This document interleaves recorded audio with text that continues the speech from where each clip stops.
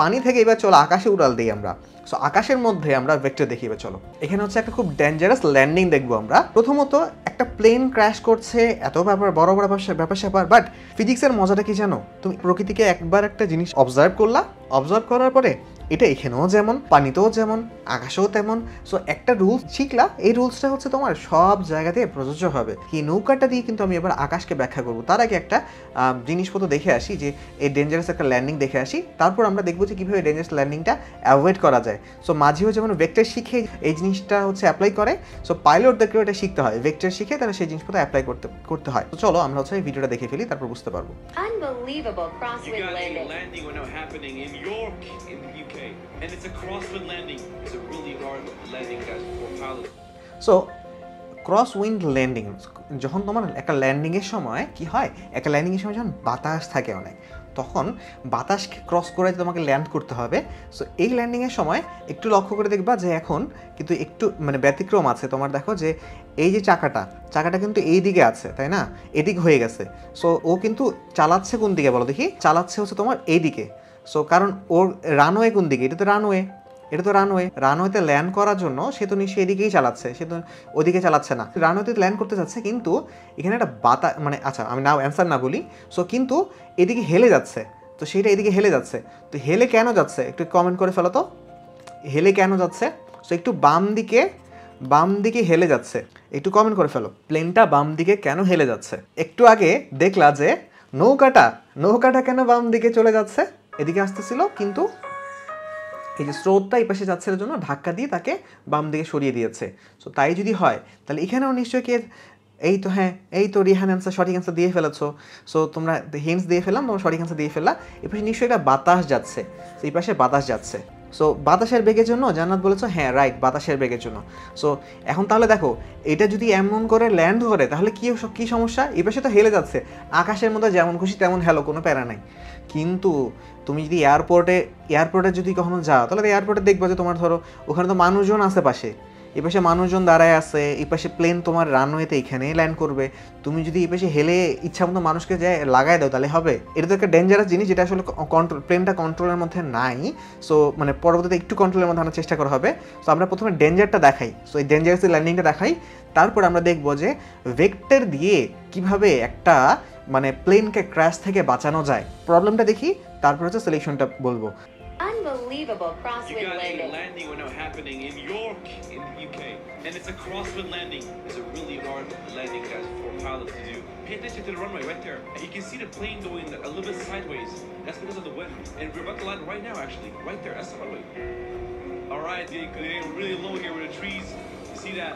Now normally, oh my god, when it lands, you see the runway under the front wheel. But guess what? You don't, because of the wind. Here we go, landing time. Watch, guys, how we got this one. And please rate this landing as well. 0 to 10, guys. Here we go. And touchdown. And now, see, it was going really well here. But out. এই দেখছো বাম দিকে সরে যাচ্ছে, এই গেল একদম হচ্ছে রানওয়ে থেকে ছিটকে গেছে। রানওয়ে থেকে কিন্তু ছিটকে যদি বেশি দূর চলে যায়, এই পাশে কিন্তু মানুষজন আছে যারা মনে করো ল্যান্ডিংয়ের ওয়েটও করছে, তাহলে রানওয়ে থেকে বেশি দূর ছিটকে গেলে কী হবে? মানুষজনকে উড়াই দিবে, সুন্দর এসি কামরা বসে আছে, সব কিছুকে উড়াই দিবে। অফ ট্র্যাক হয়ে গেছে, ওখান থেকে রানওয়ে থেকে ঘাসে চলে আসছে, দেখছো এই পাশে চলে আসছে, একদম আউট অফ দ্য চলে আসছে। সো এখানে বুঝতে পারতেছো, এখানে যদি অন্য কিছু থাকে, সো এবং অ্যাকচুয়ালি কিন্তু থাকে, তোমার প্লেন ল্যান্ড করার সময় আশেপাশে অনেক গাড়ি টাড়ি রেডি থাকে, যেটার মাধ্যমে তোমরা যাবা। অ্যাক্সিডেন্ট হয়ে গেছে বলো, যে এখানে কিছু থাকলে অ্যাক্সিডেন্ট হয়ে যেত। সো একটু বুদ্ধি খাটিয়ে বলো তো, কি করলে, উপর থেকে কি অ্যাকশন নিলে, এটা যদি অ্যান্সার করতে পারো না, তাহলে তোমার এইচএসসির অনেক প্রশ্ন, অ্যাডমিশনের অনেক কোয়েশ্চেনে অ্যান্সার অলরেডি করার যোগ্যতা অর্জন করে ফেলবা। জাস্ট তোমার ধরে একটা ছোট কোয়েশ্চেন করি। সো দেখতে পাচ্ছ এটা বাম দিকে হেলে যাচ্ছে, সো বাম দিকে তোমাকে হেলাবেই। কি করলে আমরা হচ্ছে এটা থেকে রক্ষা পাইতে পারতাম? সো কি করলে সোজা হচ্ছে তোমার রানওয়েতে নাম দিতে পারতো? তুমি তাহলে সোজা যদি যাও, সো এই প্লেনটা কী করার চেষ্টা করছিল? সোজা যাওয়ার চেষ্টা করতেছিল। সোজা গেলে কিন্তু তুমি সোজা যেতে পারবে না। সোজা যদি যাও তাহলে তোমাকে যেহেতু বামের দিকে ঠেলে দিবে, তাহলে কি সোজা গেলে সোজা যেতে পারবা? সো কি করলে তুমি সোজা যেতে পারতা? আগে থেকে কি করলে সোজা যেতে পারতা? ওয়াও, রিহান অ্যান্সার করে ফেলেছো। সো রিহান অ্যান্সার করে ফেলেছো, আমি একটু ডান দিকে যাব। সো আমি ডান দিকে যাব যাতে করে আমি তো জানি যে আমাকে বাতাস তো বাম দিকে সরায় দিবে। সো আমি যদি একটু সোজা না যেয়ে ডান দিকে কাত করে যাই তাহলে তো হচ্ছে আমি আমি আর ওই অ্যাক্সিডেন্টের সম্ভাবনা থাকলো না। সো তুমি যে কি করে ফেললা তোমার আইডিয়া নাই আসলে, তুমি পরবর্তীতে সৃজনশীলে গ ঘ প্রশ্ন এইসব দেখবা, তখন যাই বুঝবা যে আসলে তুমি কি আনসার করে ফেললা। মানে পরবর্তীতে সৃজনশীলে দেখবা যে তোমার ধরো একটা নৌকা প্রশ্ন থাকে যে একটা নৌকা সোজাসুজি যেতে চাইলে কোন দিকে রওনা দিতে হবে, স্রোত আছে, তো সোজাসুজি যেতে হলে কোন দিকে রওনা দিতে হবে।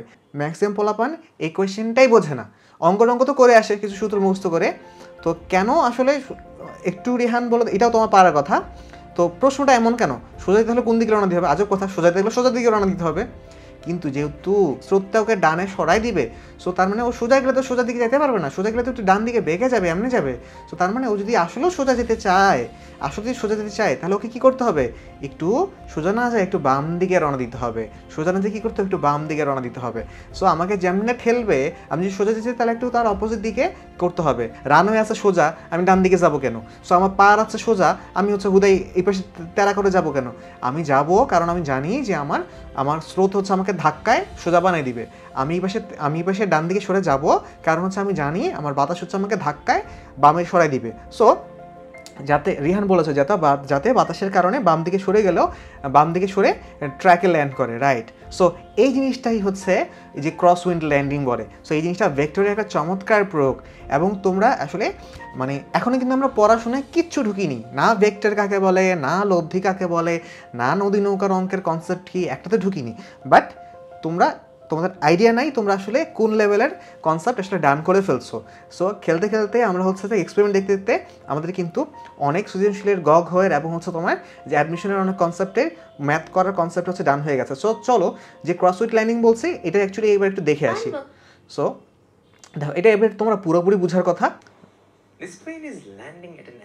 দেখছো যেটা বলছো যে এখানে কিন্তু অ্যাঙ্গেল করে একটু নামতেছে, সোজা মানে একটু কাঁধ হয়ে নামতেছে। Why is it doing that? It's trying to beat the crosswinds. Normally, a plane lands by pointing along the runway, right? Normally তো হচ্ছে যে সোজা রান্না হওয়ার কথা, যাওয়ার কথা। But when there are crosswinds, they push the plane and give it an কিন্তু যদি আমার একটা ক্রস উইন্ড আসে, একটা যদি বাতাস আসে যেটা হচ্ছে আমাকে ধরো ডানে সরাই দিবে, additional sideward velocity. So if the plane is pointing along the runway, the net velocity is angled, making the plane go off track and তাহলে তো হচ্ছে তোমার ক্র্যাশ হয়ে যাবে, ক্র্যাশ করে ফেলবে, right? So কি করব এই জন্য, যেহেতু এই পাশ থেকে বাতাস আসছে আমরা হচ্ছে একটু বামে আমাকে ডানে সরে দিচ্ছে। সো আমি আগে থেকে একটু বামে সরে যাব, আগে থেকে আমি বামে কাত করে ফেলবো। আমি হচ্ছে এমন করে নামবো,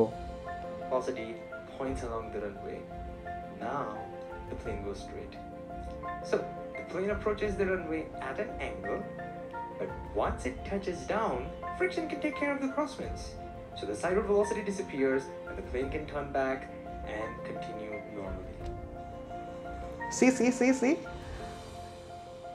a beautiful application of vectors. দেখছো সো এটা এত জোস ব্যাপার, ভেক্টর ফিল করা আমার মনে হয় তোমাদের ডান হয়ে গেছে। সো যেই সকল রাশির মানও আছে, রাশি মানে কি যেগুলো আমরা মাপি সেগুলোকে রাশি বলে, যেই সকল রাশির মানও আছে এবং দিকও আছে সেই জিনিসটাকে আমরা ভেক্টর বলি। এবং আমরা দেখলাম এখানে তোমার নৌকার ক্ষেত্রে নৌকাটা সোজা আসতে চাচ্ছিল, কিন্তু যেহেতু বামে একটা স্রোত আছে, সো এই নৌকাটা সোজা যেতে পারবে না, ওকে বাম দিকে হেলে যাবে এবং আসলেও তাই হচ্ছে, বাম দিকে হেলে যাচ্ছে। এবং এটা নৌকা শুধু না, বাতাস থেকে কী করতেছে, বাম দিকে হেলায় দিচ্ছে। সো আমি যখন দেখতে পারবো যে হচ্ছে এরকমভাবে বাম দিকে যে হেলায় দেয় তাহলে তো অবশ্যই হচ্ছে একটা ডেঞ্জারাস বিষয়, ওখানে যে ক্র্যাশ করে ফেলবে। এই জন্য আমরা কি করি, ডান দিকে একটু হেলে রওনা দিয়ে ফেলবো। এইদিকে তোমার ধরো হচ্ছে যেদিকে আমাকে এই পাশে ডান দিকে ঠেলতেছে, সো আমি বাম দিকে হেলে রওনা দিয়ে ফেলবো। সো রিহান বলেছো ব্যাপারটা জোস। সো ক্লাসের মধ্যে তোমার ফ্রেন্ডকে মেনশন করে ফেলো। সো এই ভেক্টরের যে কত পারা খাবে নদী নৌকার অঙ্ক করার ক্ষেত্রে, হ্যাঁ ভাইয়া রোহান সবগুলো কনসেপ্ট কীভাবে ফিল করাবেন, রাইট, ভালো কথা বলেছো। সো কিছুক্ষণ আমরা আগে কিন্তু এই ঢাকা ইউনিভার্সিটির প্রফেসর রেজাল করিম স্যারের কাছ থেকে শুনে আসলাম, মানে কোন জায়গায় ফোর্সটা উইথড্র করছি, এই পার্থক্যটা ওই গ্রাফ থেকে কিংবা বইয়ের কোনো জায়গা থেকে কিন্তু পরিষ্কার বোঝা যায়। সো স্যার কিন্তু আইআইটি খড়গ, স্যার আমাদের ঢাকা ইউনিভার্সিটির টিচারদেরও টিচার। তার আইআইটি খড়গপুর, যেখানে তোমার বর্তমানে তোমার হচ্ছে যে আমাদের গুগলের সিইও সুন্দর পিচাই আছেন না, সো আইআইটি খড়গপুরে পড়েছেন, স্যারও আইআইটি খড়গপুরে পড়া। সো স্যার হচ্ছে সিএসসি ডিপার্টমেন্টের চেয়ারম্যান। সো স্যারও ক্লাস দেখেছেন এবং স্যারের মন্তব্য করছেন যে মানে এখানে ক্লাসগুলোতে যেভাবে কনসেপ্টগুলো হচ্ছে আমরা শিখি, এগুলো না তুমি কোনো বইয়ে পাবা, না তুমি কোথাও পাবা। সো জিনিসপত্রগুলো আসলেও এরকমভাবে কোথাওই রান করা নাই। যেমন গতকালকে আমি তোমাদের 3D মডেলিং, আমি 3D হচ্ছে তোমার ভেক্টরের মান বের করা, এইটা ফিল করাবো কেমনে সেটা নিয়ে জিনিসপত্রগুলো পারা আর ফিল করানোর মধ্যে কিন্তু আলাদা, তো প্রিপারেশন নিতে হয় আলাদাভাবে ফিল করানোর জন্য। সো গতকালকে যেমন হচ্ছে হাতের কাছে জিনিসপত্র নিয়ে আমি তোমাদের জন্য মডেলিং বানালাম, কারণ ওটা নেট থেকে কোনো ভিডিও বা কিছুই পাচ্ছিলাম না যেটা দিয়ে তোমার ধরো হচ্ছে ফিল করাতে পারবো। তো যেটা ইলেকট্রিসিটি ফিল করার জন্য কী করে ফেলছি, তোমার ধরো হচ্ছে আমি কারেন্ট শকই খেয়ে ফেলছি। তোমার পরবর্তী দেখবা যে লাইটের মধ্যে এনার্জি ফিল করার জন্য লাইট দিয়েও তোমার হচ্ছে আমি লাইট দিয়েও শক খাওয়া যায়। সো লাইটের শক খাই ফেলছি। সো তার মানে হচ্ছে যে হ্যাঁ, অ্যান্সার হচ্ছে এইটা। সো রোহান, তোমার অ্যান্সার, তুমি প্রশ্ন করেছো ভাই সবগুলো কনসেপ্টকে মানে ফিল করবো কিনা, অ্যান্সার হচ্ছে ইয়েস। সো তবে তোমার যত বেশি সংখ্যক স্টুডেন্ট, দেখো এখন আমাদের অলরেডি অ্যাডমিশন কিন্তু শুরু হয় নাই, বাট অ্যাডমিশনে অলরেডি আমাদের 500-র মতো স্টুডেন্ট কিন্তু অলরেডি আমাদের অ্যাডমিশনে এখানে জয়েন করে ফেলেছে। মানে ওনারা তো হচ্ছে যে অনেক বেশি কঠিন টাইম পার করছেন, তাই না? সো একাডেমিক সময় তুমি যদি কাভার আপ করার মতো টাইম পাওয়া যায়, ওনারা তো অনেক কঠিন টাইম পার করছেন। সো ওনাদের পাশাপাশি দেখা যাচ্ছে তোমাদের জন্য তো এটা কিন্তু ফ্রি একটা হচ্ছে কোর্স নামানো হয়েছে।